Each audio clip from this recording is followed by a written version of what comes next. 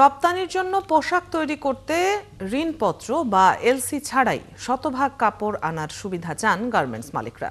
তারা বলছেন, চীন থেকে নতুন নতুন কার্যাদেশে সরাসরি কাপড়ও পাঠাতে চান তারা। এজন্যই এই সুবিধার প্রয়োজন। এভাবে ৩০ থেকে ৫০% পর্যন্ত কাপড় আনতে পারে কারখানাগুলো। অবশ্য এতে ক্ষতি দেখছে দেশীয় বস্ত্রকল মালিকরা। জাহিদুল ইসলামের প্রতিবেদন। বাংলাদেশ থেকে রপ্তানি হওয়া বেশিরভাগ পোশাকের কাপড় আসে ব্যাক টু ব্যাক এলসি বা ঋণপত্রের মাধ্যমে। তবে ক্রেতার চাহিদায় কিছু কাপড় বন্ডের মাধ্যমে এনে ফ্রি অফ কস্ট বা এফওসিতে সেলাই করে রপ্তানি হয়। গার্মেন্টস মালিকরা পান সেলাই খরচ। এই বছর মার্কিন বাড়তি শুল্কের কারণে চীনের অনেক গার্মেন্টস মালিক এফওসিতে কাপড় পাঠিয়ে বাংলাদেশ থেকে পোশাক সেলাই করিয়ে নিতে আগ্রহ দেখাচ্ছে। চাইনিজ এজেন্টরা আমাদেরকে এখানে অর্ডারগুলো দিচ্ছে, কাঁচামাল যেগুলো আছে প্যাকেজজাত করে আমাদেরকে ফ্রি অফ কস্টে দিতে যাচ্ছে। আমাদের দেশে যখন এই জিনিসগুলো আসছে, আমাদের কিন্তু কোনো ধরনের লায়াবিলিটিস ক্রিয়েট হচ্ছে না দেশ হিসেবে।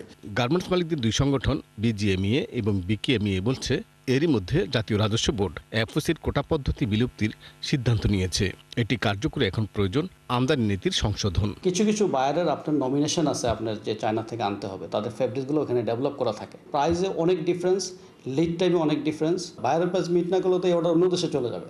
তো আমাকে তো প্রথম গার্মেন্টসের অর্ডার বাংলাদেশে আনতে হবে। পোশাক খাতকে কাপড় সরবরাহ দিতে বস্ত্রকল মালিকরা প্রায় $23 বিলিয়ন বিনিয়োগ করেছে। তারা বলছেন, এফওসিতে কাপড় তৈরি হলে মিলগুলো হুমকিতে পড়বে।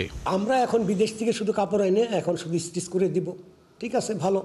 তা আমরা এখন আমাদের যে মিলগুলো, লোকাল মিলগুলা, এগুলোর কি অবস্থা হবে? $12 বিলিয়ন আমরা কাপড় এখানে লোকাল মিলের জন্য করি। সেই কাপড় আমাদের এখন গত 1 বছরে কমে সেটা দাঁড়াইছে $7 বিলিয়নে। $5 বিলিয়ন আমরা লোকাল মার্কেট হারাইছি একমাত্র বন্ডের কাপড়ের জন্য।